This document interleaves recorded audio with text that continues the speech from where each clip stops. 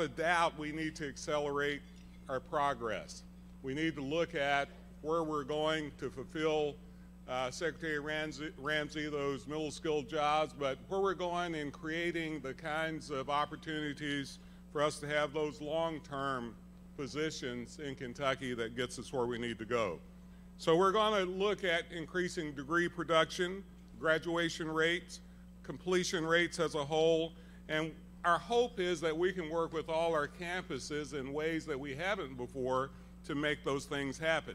And we can't do this unless we bring those that have historically been disenfranchised more from this than others.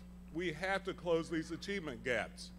Dr. Lewis and I are dedicated to working through a systematic process of doing that, not just for higher ed, but also for P-12.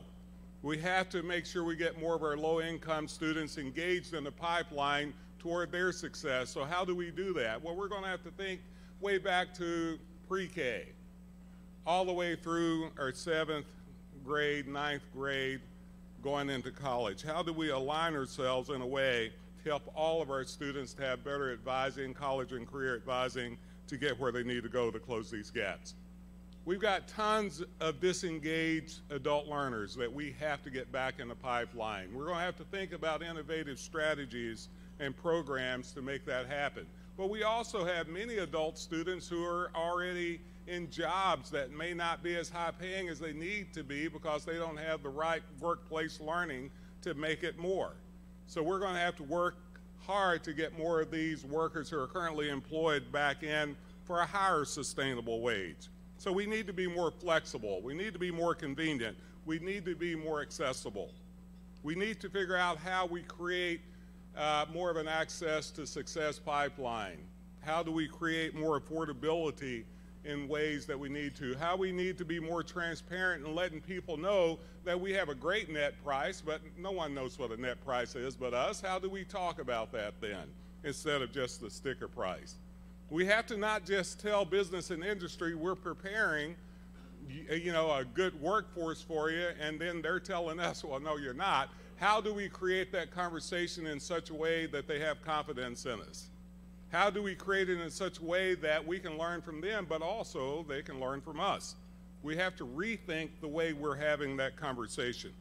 We're going to have to work better with all of these silos that we've had in the past. We should not be in competition with one another. We should be in competition with the world, true enough. But we should figure out a way that we connect ourselves, not just the community colleges and four-year institutions, but how do we connect four-year institutions and four-year institutions, private or public or for profit? How do we do this in a way that makes sense? So our goal in the next coming years is to have conversations with you, to talk with you about coming with us to create solutions, not just to restate the problems. We're also going to have to think a little bit about what does it mean to hear our communities speak to us. How do we represent those that we're located in our communities with? Over the next year, I will be going around Kentucky on a listening tour, and for those who know me, I may do a little talking also, but to hear what our communities are asking us to do, what our students are asking us to do, what our business and industry partners are asking us to do. How do we then perform those needed tasks that President Crow talked about with urgency? How do we disrupt the process of what we haven't done so well? But the goal is to not just to focus on our weaknesses, it's also to look at our strengths, how we can create a mission-specific item to our campuses that make us a standout product, if you will, and a place to come to no matter where people want to come from.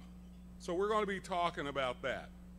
We have a governor that's very interested in this, by the way. We've had a lot of conversations around this since I've been in place, and he's going to talk to you a little bit here in a second. But I will tell you this, we've had a lot of emails, text messages. I just answered a couple of you in here saying, how can we do this more? This is important that we don't let this conversation die. Well, we don't plan on letting it die. The governor and I just got through talking about this, how we may try to figure out how to make this an annual event. I'm not promising that yet, but we're going to be talking about how to do that. So, our luncheon speaker. Governor Matt Bevin is a husband, father of 9 children. I come from a family of 9. Veteran and a small business owner.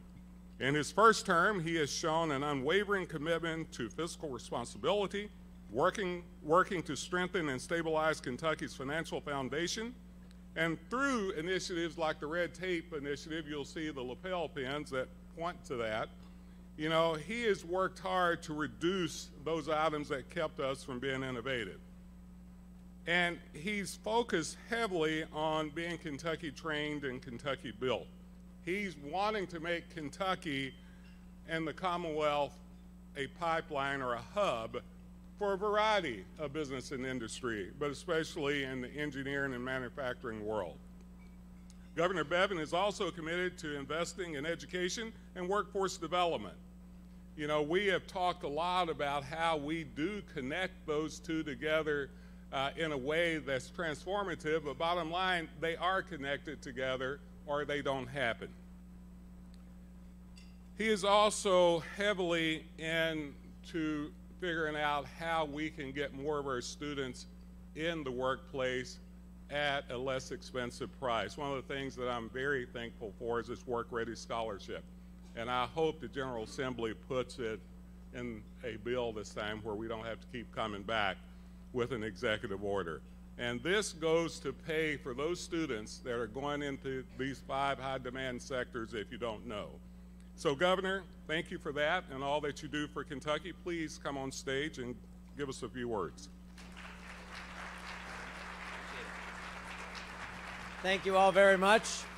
I was a little worried at the front end when he said that he'd apologize, keep eating, enjoy your dinner, and he apologized if we caused any indigestion, and I thought that was going to be my introduction, and I thought that's a little heavy, but a little true in some measure. There's probably few things that would mess with your digestion process more than having to listen to an elected public official talk about anything, but certainly one that is germane not only to those of you in this room, but to myself, to my 9 children, and to all the other thousands and thousands of children and other people's children who are now also young adults and some full-grown adults that you serve every single day in your respective institutions.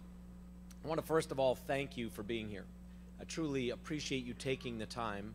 I know you were invited. I know there was maybe even a little peer pressure, a sense of curiosity and maybe of expectation, but you still took it upon yourselves, some of you coming a long way, some of you as trustees from other states, to be here today, and I hope you have found it to be time well spent. I'm grateful to you for serving. I'm grateful to you for wearing the hats that you wear. I hope you were challenged in some measure. We'll touch on that in a minute. It has been said, it was alluded to a moment ago with respect to vision, and it has been said, and you've heard it said, that without vision, the people will perish. It's true of everything. It's true of a family. It's true of a business. It's true of an institution like those that you serve. It's true of a state. It's true of a nation. What then is our vision? What is your vision for each of your respective organizations, the institutions that you serve? What is your vision? I'll briefly, super quickly, touch on my vision for Kentucky because it dovetails very directly into everything that you are doing, both now and as we look into the future. My vision is a simple one. It really is. To me, if it's too complicated, I started a company one time, and the mission statement of the company was very intentionally short. Because while I have often seen many brilliant vision statements and mottos and mission statements, they're so long, nobody in the company actually knows what they are. When you read them, they're brilliant, and they have everything in there, and nobody can disagree with them. But if you were to ask your average person, or anyone for that matter, they don't know what it is. I started a company one time that the entire mission statement was to deliver excellence with integrity in everything at all times. So simplistic, but truth be told, everything's in there. The rest of it's just fluff. If you truly do that, and the same with your organizations, less is sometimes more. What is our vision? What is our focus, our laser-like ability to accomplish some of the very things we were challenged on throughout this morning? My vision is simple. I want Kentucky to be the absolute center of engineering and manufacturing excellence in the United States of America, bar none. And right now there are many other states that could lay claim to this as well, or arguably maybe even better than us. But if I were to ask you, and I've spoken at times to folks like yourselves and asked this question, but if you wanted to engineer and manufacture something to the absolute highest degree of excellence, anything, could be an aerospace component, it could be a medical device, it could be a pharmaceutical product, but automobile, if you wanted to engineer and manufacture something to the highest degree of excellence, you could do it in only a single country in Europe, where would you think to likely start first? Germany. I mean, again, it's the first name that comes to all of our minds. Why is that? Could you not do it in Switzerland? Of course you do. You could. In Austria, in the Netherlands, Belgium, France, name it. Of course you could. Maybe even better. But truth be told, every one of us instinctively thinks of Germany. If I were to ask you the very same question, if you wanted to engineer and manufacture something, anything, to the highest degree of excellence, you could only do it in a single state in the United States of America, where would you start? It's not as easy. It's not as instinctive. If I'd given each of you a note card, asked you to write the answer to the first question on the one side and to the second question on the other, I'd have gotten maybe 3 or 4 names possibly on the first side, and 90+% of them would have been Germany. On the back side, I would get 10, 12, 15 different names. Each one of them is justifiable. Each one of them is defensible. And Kentucky might have been on there, but I guarantee would not have been, if it was anonymous, the majority of what was on your back of your card. Nor would any one state have been the majority. This tells us 2 things. Number one, nobody owns it the way Germany owns it. Tells me a second thing. If nobody owns it, what else does that tell us? It's available for ownership. Simple as that. It's not complicated. That is my vision for Kentucky. We will own it. We will own it a generation from now. If you're a room full of people in Europe, and that question were asked, if you had to engineer and manufacture something to the highest degree of excellence, you could do it in a single state in America, where would you start? Whether you're a group of people in Europe or a group of people in Seoul or Tokyo or Beijing or fill in the blank, I want as quickly and as instinctively as you all thought of Germany for people in those rooms to say, well, Kentucky, I mean, start there. Doesn't mean that this is the only place, but I want it to be that instinctive. Nobody has a more competitive advantage than us on this right now in terms of the entirety of it. The thing that will separate us from where we are relative to where we want to be and where we are relative to other states that should and could be competing for the very same mantle are really 2 things: education and infrastructure. I'll focus on the first one, given where we are. It's education. That's it. How then are we going to harness all that we've heard, all that you've discussed in breakouts, all that as board of trustee members you talk about, all as administrators and faculty members and leaders of your respective institutions? All these conversations you have should be focused on how do we become the best version of ourselves? And how do we maintain a sense of competition going forward, where we continue to excel not only to the best of our ability, but even relative to others. These things have to happen. It's interesting, there have been a lot of conversations and comments that were made. I mean, what is the purpose of education? There was mention of this $100 million that we put out there, and of these work-ready scholarships that we've put out there. Shortly after being elected, I put out $100 million from the state that was not a given, but it was up for grabs if 3 different groups would compete for it. 3 groups had to get together in a way that we have today, put their minds together and say collectively, this is what we would each do in order to compete for a piece of that $100 million. It was the local high school, the local post-secondary institution, and the business community. Collectively had to sit down and collaborate and come up with a joint application. We had $540 million worth of application for $100 million. We could only fund 18% of it. The beautiful thing is that $100 million didn't fund any one idea in its entirety, funded more than 40 projects. Another $150 million of local and private dollars came alongside, so that in 2 years in a state our size, we've been able to put $250 million specifically into training people, some in 2- and 4-year degrees and some in technical certifications or whatever the case might be, into something that wasn't even there a couple of years ago. You all have been and are a part of and will continue to be a part of that. It's that kind of innovation. The purpose of education, these work-ready scholarships that Aaron mentioned, it's to say not just studying. It's great to say we're going to give every kid a 2-year education after high school. But with all due respect to certain things, and I have learned that heaven forbid I actually name anything that someone could conceivably get a degree in, I'm treated as if everyone in Kentucky has that degree. So I won't say it. You can fill in the blank on your own, interpretive dance. I'm just saying there are things that we may or may not need as many of those as of other things.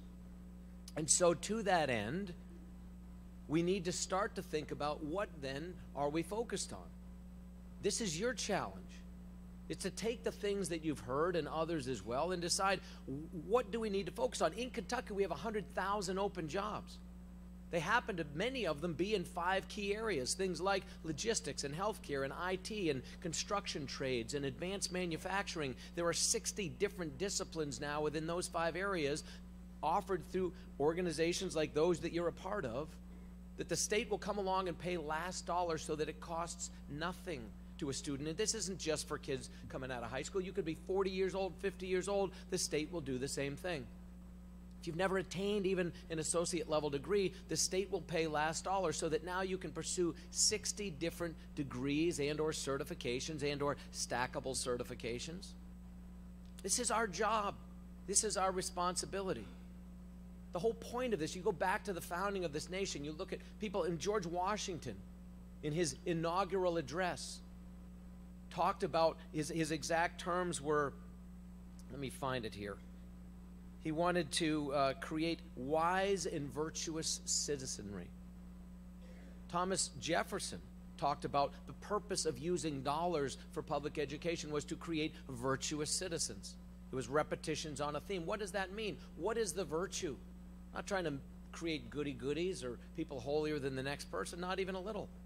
Work is a virtue. Being a part of the fabric of a community is a virtue. Being a constructive, contributing member of society is a virtue. It is that virtue that we are seeking. That is the whole purpose of what we do, especially those of you that are doing it specifically with, or in partial measure with, public dollars. It is an expectation of a return on investment to the taxpayers who are making that investment. And that is how it should be seen. What is it that we're giving back? I saw a statue once years ago at the base of which it had many things about this person. I don't remember who it was. But one thing that has always stayed with me, it said he was a useful citizen. A useful citizen. What is each of us doing to be useful? I want to read you something. I was struck by something else. We talk about, institutions. And what is your institution doing to put in place the vision that you are responsible for leading? But additionally, what is it that you're doing to become useful members of your communities? To become virtuous and to create a cycle of virtuosity in that your graduates are out there doing that which it was intended that they would do. But I was struck by something even as I've listened today and as I've listened even to myself for the last couple of minutes. I want to read the definition of what it is that we all are a part of. An institution. This is from Merriam-Webster's. I just picked that one. 3 different definitions. An act of instituting, establishment. Number 2, a significant practice, relationship, or organization in a society or culture, as in the institution of marriage. Also, something or someone firmly associated with a place or thing, as in she has become an institution in the theater. 2B, an established organization or corporation, such as a bank or a university, especially of a public character. C, a facility or establishment in which people, such as the sick or needy, live and receive care, typically in a confined setting and often without individual consent. Is that what your institutions have become? Is this even really, this is who we are. This is what we've always been called. But the definitions don't inspire confidence, I wouldn't think, that these are bastions of innovation. There's nothing about any of those definitions that give the impression that they could be universities like so many that you represent, and the upside potential of what you represent and of what we've heard about from Dr. Crow at Arizona State University, among others. The challenge is, what are we going to do to innovate? What are we going to do to think differently? It's interesting. I was watching as you were speaking earlier, and even as I've listened to conversations, a lot of this makes people uncomfortable. It does. Makes a lot of you uncomfortable. That's not a bad thing. It's a healthy thing. It's cathartic in some measure. The greatest threat we have in our institutions, in this nation, frankly, is to get too comfortable. I was struck by something, I wrote it down, universal base income, the concept that some enlightened, brilliant person had come to you and said, how about this? Where have things like that been applied, whether that was the intent or not? And what has been the repercussion of that? There's probably no nation is immediately that comes to mind of one that has universal base income for all intents and purposes than Greece. How's that working? Not real well. They've done some variation on the same theme in other very advanced, civilized, enlightened, educated environments like France. How's that working? The reality is eventually the piper gets paid. Somebody pays the piper eventually. You can kick that can for a period of time, but not forever. And when you've created a mindset and you've managed expectations down to a low enough common denominator that the expectation that mediocrity, in essence, whether it was intended to or not, becomes the standard now, and not everybody meets the standard, so now many people figure, well, I came close to the standard, and even though that by itself is mediocre, what have we done? The greatest advances of history, including those which we are the personal beneficiaries of here in Western civilization specifically, didn't come about as a result of people being complacent. I read a book many years ago by a fellow that probably many of you are familiar with. If you're not familiar with this book, I would encourage you to read it, not because it will change your life per se, but it will challenge you in some interesting ways. A fellow named Louis L'Amour. If you're over the age of 50, you probably might have remembered reading books by Louis L'Amour. If you're under 50, you have no idea who I'm talking about. But he was a fellow who wrote many books, dozens and dozens of books, heck, probably over 100 of them. Many were turned into movies, wrote screenplays, even produced some movies. I don't know that he ever took the Me 3, but I don't know what it would have said he would have become. He was a guy who left home when he was 15 years old. Passed himself off as an 18-year-old, was born in Jamestown, North Dakota. Never even graduated from high school. But he was a prolific writer and even a more prolific reader. Somebody who understood that education, and this is what Dr. Crow challenged us to think about, what I know that folks like, Hal Heiner and Derek Ramsey have challenged this state to think about as secretaries of education. What Dr. Lewis has challenged people to think about at the lower end of the kind of K through 12, the front end of that educational spectrum, is what is the process? What is the purpose? And what Louis L'Amour says in a book that he wrote that was published posthumously because it was almost finished, it's his autobiography. Most people, even who've read him, don't realize he has an autobiography. It's called The Education of a Wandering Man. It is a good read. It's an interesting read. The Education of a Wandering Man. And while it's been probably more than 20 years since I read it, it came to mind as I was listening to you today. Because in it, he strikes on a similar theme, which is that an education by its very nature is never complete. This idea that you go to school or to an institution to get an education, then you've got it, and you do with it what you see fit, is not the whole point. You've missed the boat. You've missed the entire point if that's what you think. I would guess that in this room that's not what we think. I hope it's not. But we need to challenge not only ourselves, but the institutions that we are a part of and the people who send their children there and the children themselves. What is the point of an education? What is it that they hope to accomplish? It's more like a spigot. You want it on. Reality, life, low expectations, the idea that you're not good at math, whatever, tends to slowly but surely turn off a spigot that innately within almost every single human being, regardless of creed and birth and location and where they come from in the world and socioeconomic starting point, is innate within us to be turned wide open. Kids are curious. Kids believe they can do and be anything. They want to learn. And slowly over time, society and institutions crank that off. It should never be complete. It's not K through 12. It's not even K through 14. It's K through life. It's K through life. It is a continuous, ongoing process. So I'm going to ask a couple of questions, but I'm also going to ask somebody to take the last few minutes of my time and speak in a moment, and I'll get to that in a minute. But I want to ask a few questions. These are questions we're not going to answer right now. And there are many more questions, and these are not even pretending to be the best among the questions we could ask, but knowing in this room there are public and private universities. Some of these are directed more to those in the public university sector, but they affect all of us because there's a certain amount of collaboration, intentionally or otherwise. Let me just back up for one quick second. The whole impetus behind this, the point in the thing I was hoping for, and that I'm so grateful for your involvement with Dr. Crow and for you being a part of it, is exactly this cross-pollination of ideas and the ability for us to inspire and encourage one another, to make new connections. I hope they continue. Don't just wait until next year. Aaron won't promise that I will. We're going to do this every year. So no pressure. We'll figure it out. But here's the reality. This isn't that complicated. Come on. Every year we should, at a minimum, exactly what and how, and we'll work out the details on that, but this is something that can and should be done. It should.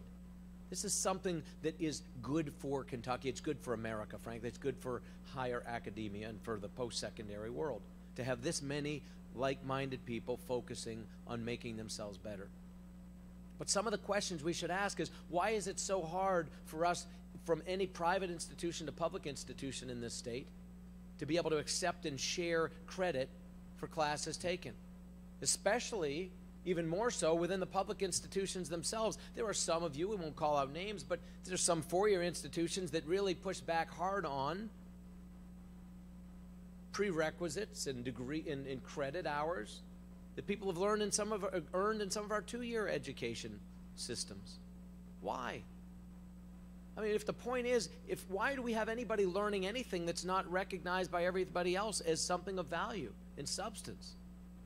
Why are we offering it then? If we don't think it's worth it to anybody but ourselves, why are we teaching these courses and charging people money for it? I mean, I'm going to ask a couple other broad questions. Why do we have two different medical schools an hour apart competing with each other, fighting with each other over everything, from dollars and funding and students and faculty? Why? Why? For the first time ever, we put $5 million in. It was something I fought for. Pediatric cancer, I picked something that's hard for people to be opposed to, finding a cure for. And for the first time ever in our state, we have real collaboration happening between cancer experts in these two large institutions. Why shouldn't there be more of that, including between publics and privates? Why do we have, and again, this will be touchy for a lot of people in this room, we have 16 different regional campuses for our technical college system.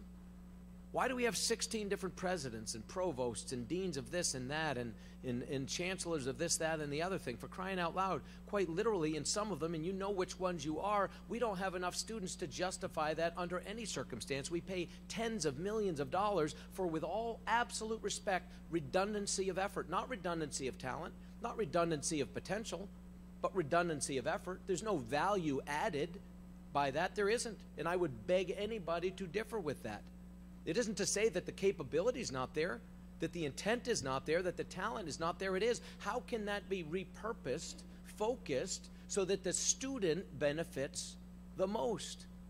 And that in the student benefiting, so too then does the community, so too does then the business environment, so too does the Kentucky, and so too does America.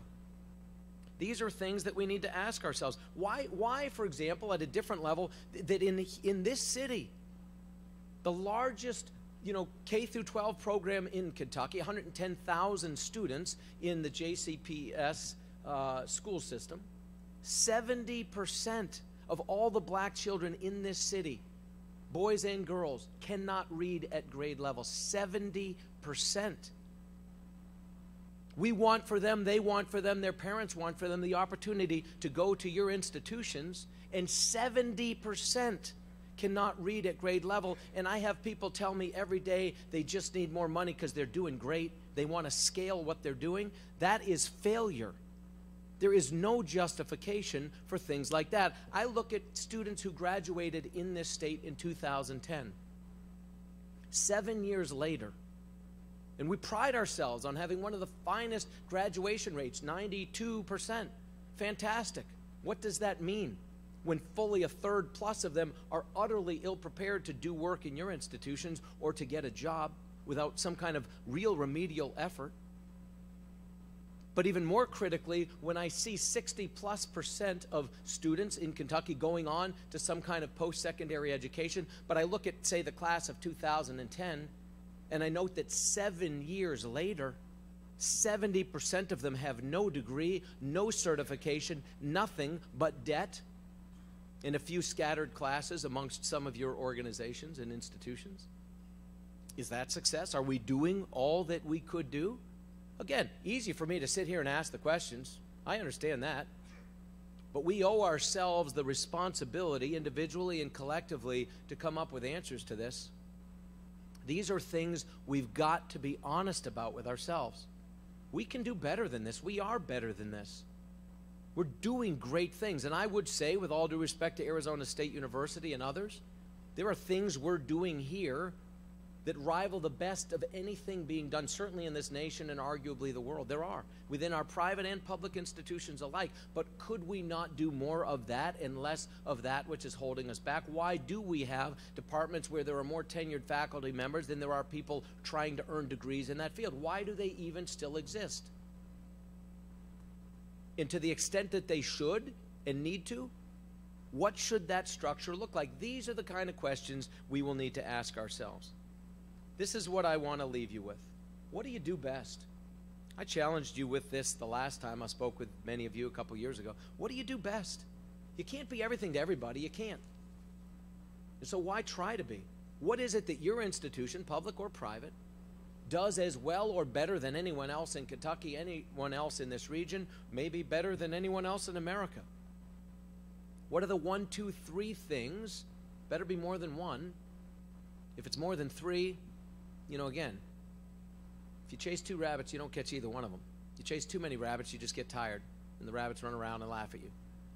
But at the end of the day, what is your focus? What is the point? What is it that people come to X, Y, or Z institution to receive? We owe them that. I want you to please, I beg of you, be bold. Shake it up, especially those of you that are governors. You are the trustees of your respective institutions. Challenge people. Shake it up. Be bold. Break eggs. It's important to be involved. It really is. And you're here, and I'm grateful to you. But being truly committed is critical. Being all in is critical. Challenging the status quo. We owe it. Think about, what would you do to ensure an opportunity for your child or your grandchild? No less should we be doing within our respective roles to provide for everybody's child and grandchild. These are the kind of things. We shouldn't see, as was noted by Dr. Crow, alternative ideas as a threat. The whole purpose of education from the very beginning is to challenge us to think outside the box, to think new things, to aspire to new heights, to pursue new horizons. The quote that was put on the first or second screen was spot on. And this idea that you have one approach that feeds everybody and serves everybody and that everyone comes out the way. I mean, hear people say, well, if we treat them all the same, we'll get the same outputs. Nonsense. No two of us in this room are the same. Not even a little bit. And so if no two of us are the same at the beginning of a process, how is it that applying the same approach to every one of us will result in us being the same at the end of the process? It's, you know, I didn't innovate. I mean, people far wiser than me, Friedrich Hayek among others, has expounded upon that in pretty profound ways.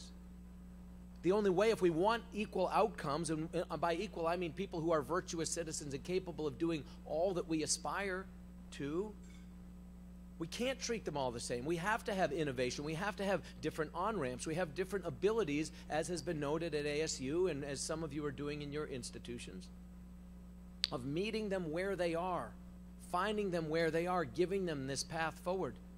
Like a lot of you in this room, and some you've heard from already today. I was one of those Pell Grant kids. I mean, I was grateful for Pell Grant money. The first time my father ever applied for it, it was kicked back. They did not believe our family of 8 could live off what we lived off. We were far below we dreamed of Section 8 housing. We were joking earlier, it's called Section 9 when you don't even have that. It's like you make your own version of it. And that's not to belittle the other. The truth be told, half the people in this room probably grew up in some similar way. But the greatness of America is that it should be afforded to everyone to pursue the American dream. And innovation, in changing the patterns, and not becoming institutionalized within our institutions is the way forward. I've taken more time than I intended to, and I'm grateful to you for listening. But I want to ask a gentleman to come forward in just a moment to just speak for a few minutes about his passion, because he's somebody that many of you have heard of, but I'm betting the vast majority of you have never met or heard from directly. He's a man who has been characterized by many, including, sadly, some responsible for education in this very community, as being something very different than what he is. People responsible for education in a failing system are threatened by somebody like Dr. Lewis. Dr. Wayne Lewis is the Commissioner of Education, is responsible for that K through 12, for helping to prepare at least Kentucky's kids to be able to walk onto the campuses of your respective institutions and be prepared to be impact players, to come out of there as virtuous citizens. So please give me a hand in welcoming Dr. Wayne Lewis.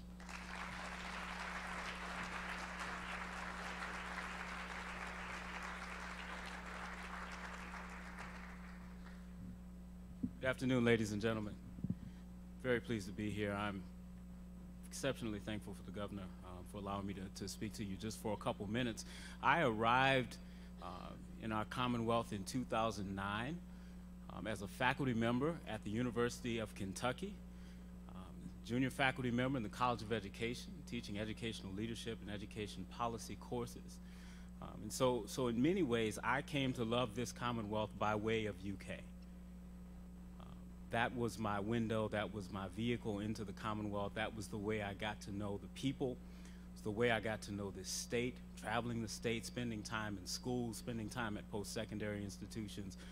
And over the course of what has been the last 10 years, Kentucky has become our home. I live in Woodford County with my wife, who's also an educator, and my little girl, who's a part of our preschool program in Woodford County. I want to tell you something really quickly, and I'll use just a couple minutes that I have to talk a little bit about where I believe we have to go as a Commonwealth. I came to Kentucky after having grown up in Louisiana as an LSU fan. And when I arrived at UK, I came fully prepared to continue to be an LSU fan. But I will never forget my conversion experience at the altar of Rupp Arena. My dean at the time had a practice of sharing her tickets when she couldn't attend games with junior faculty members, and a couple times she shared her tickets with me, and I ended up at the basketball game, and I'll never forget my first UK basketball game. And about midway through, I was done. I was hooked, and I've been blue ever since. But I share that with you because I think there's an incredible irony that I've found over the last couple years that we don't talk nearly enough about in Kentucky. We think about the basketball program at the University of Kentucky. And I'm sorry, Dr. Bendaputi, I am blue. When we think about our basketball program at the University of Kentucky, one of the things that is most intoxicating about that program is its winning tradition and its winning history. So much so that some folks outside of Kentucky might call us crazy about basketball. But I respect it. And there are two things I think we should key in on in terms of our love of basketball, our support of basketball programs in Kentucky that I think can be instructive in the way that we approach life and education in our Commonwealth. First of all, winning is incredibly important to us. And not just winning historically, but current winning. So one of the things I was most excited about when I came to Kentucky was its history of education reform. Anybody who's heard me speak will hear me say oftentimes that this is not Colonel Sanders' Kentucky. This is not the public education system that Colonel Sanders would remember from days past in the Commonwealth. No more are the days where we're talking about being 47th, 48th, 49th in a public education system. By most metrics, by most measures, we have an education system that ranks usually around the mid to the high 30s. That's significant progress from the early 1990s. I would characterize that as winning. It is also true that over the last 3 to 5 years, particularly in K-12 education, we have plateaued. Achievement has not risen in the way that it used to rise. Gaps have not closed in the ways that they used to close. In fact, in some ways, gaps are widening now in ways that they have not widened in the past. And while we celebrate a high school graduation rate that is one of the leading ones in the country, we know very well that many of our kids exit our system ill-prepared to be successful in college and or the workforce. So yes, in Kentucky basketball, we value winning. We pride ourselves in having a winning history, but winning now matters more than anything. You don't believe me? Go ask Coach Cal. Ask Coach Cal, does his history of winning at Kentucky, his past championships, his past wins, do those matter a whole lot if he fails to make the tournament for the next couple years? Or in Kentucky, if he doesn't make the Final Four or win a national championship in the next year or two. So yes, that history of winning is important, but it is also important that he continues to win, that UK continues to be a winner. What happens recently does matter. The second thing, which is related to that, is in Kentucky, we have made the decision that winning matters so much that we are willing, in some instances, to make radical changes to ensure that we win. Whether that means changing coaches, changing approaches, because we know you cannot at the same time be in love with winning and in love with a particular strategy. You have to make a choice. Either your goal is winning, or your goal is to stick with the way that you've always done things. You can't have it both ways. Those end up being in conflict with one another. When the strategy that you've always used, that has been historically successful, leads to the place where you plateau, where you're no longer making progress, you have an important decision to make. Are we so wedded, so tied to the strategies that we continue to do it and sacrifice winning and achieving our goals, or is our ultimate goal winning, and we are willing to make the sacrifices, the changes in strategy that are necessary to ensure that we continue to win? Friends, I would suggest to you that if we would, in Kentucky, adopt a more basketball-like approach to public education, then our kids and our Commonwealth would be better for it. Winning is important. Let me tell you what I mean by winning. When I say winning in public education, I'm talking about raising our bar. We are not the Kentucky of old, but we are not the Kentucky that we have the potential to become. Achievement scores in our K-12 schools, achievement in our post-secondary institutions is not nearly what it has the potential to be. We can do so much more. Our kids deserve so much more. Our Commonwealth deserves so much more. Second, it is absolutely necessary that we close shameful gaps. While we have made significant progress over the years to increase achievement, and we have more kids than have ever achieved before at higher levels in Kentucky, we have made very little progress in closing gaps between populations of students. What gaps am I talking about? Gaps between kids who come from low-income backgrounds and kids who don't. That's a big one. And in Kentucky, it's not a small group of kids. In Kentucky, it's the majority of our kids. The majority of kids in Kentucky enrolled in our public education system come from low-income backgrounds, fully 60%. This isn't some small group of kids. The gaps between kids who are white and who are African American, who are Latino and Hispanic. The gaps between kids who have disabilities and kids who do not. We have to close those gaps.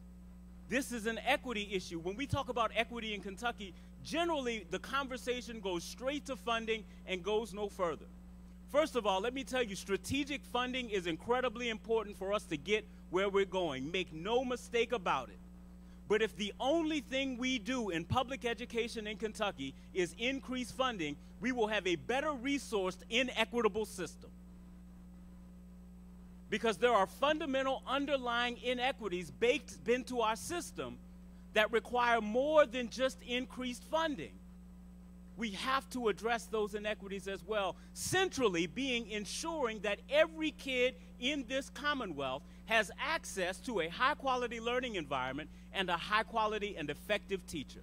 That is not currently the case. Teachers matter. There is no single variable in public education that is more important than having an effective classroom teacher. We talk about that a lot, but if teachers matter as much as we know and as we say they do, then we have to do absolutely everything in our power to make sure every one of our kids has access to an effective teacher. So we've got to raise the bar, we've got to close the gaps, and last, this is what you probably heard me talk about a whole lot recently, we have to ensure that as kids exit our public education system, that they are ready. Yes, we have an incredible high school graduation rate that represents significant progress.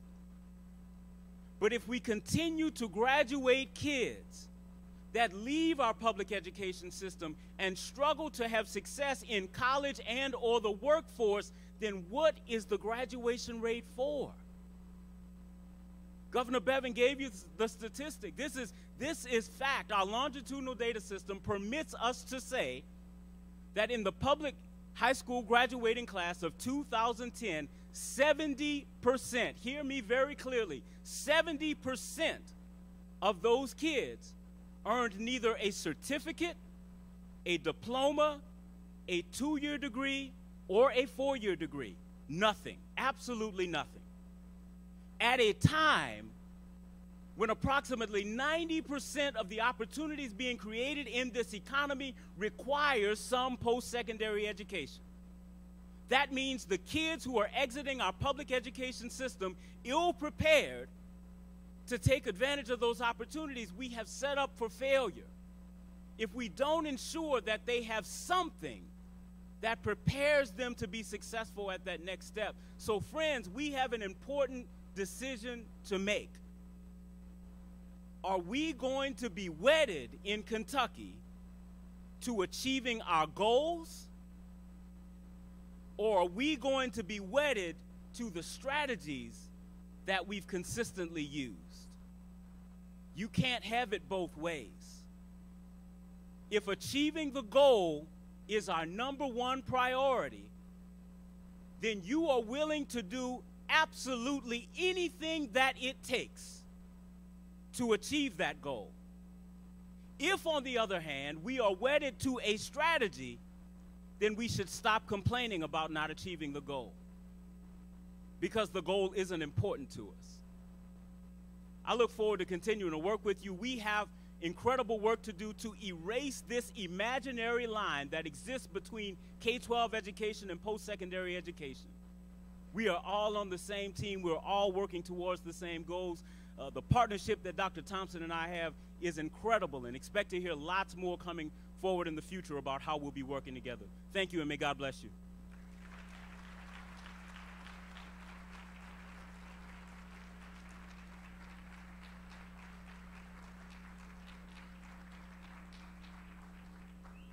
can see why I like working with this young man. Isn't he wonderful? Let's give him a hand and the governor a hand. Wow.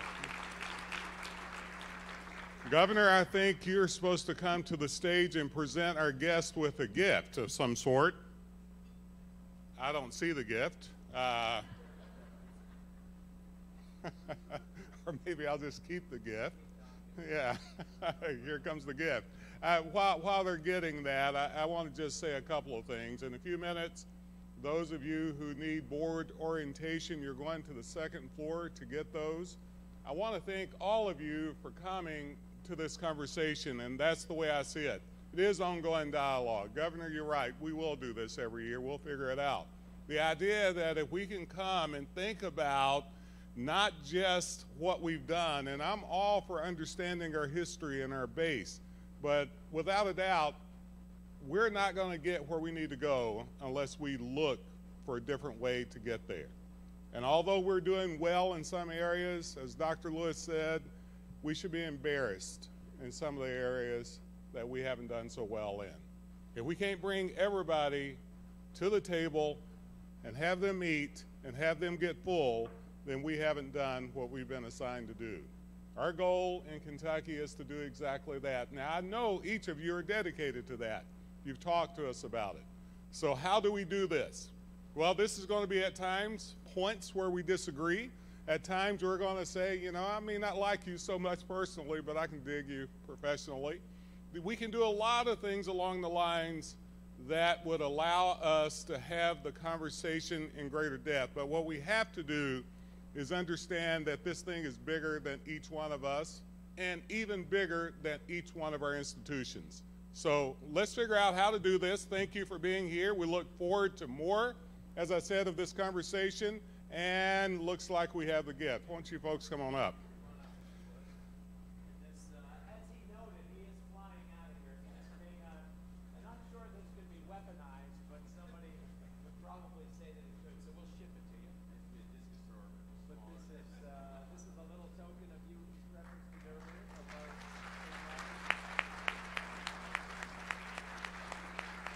about another great round of applause for Dr. Crow and his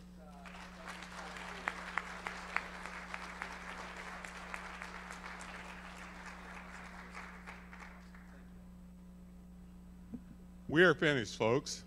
Let's go on about our way. Have a good one.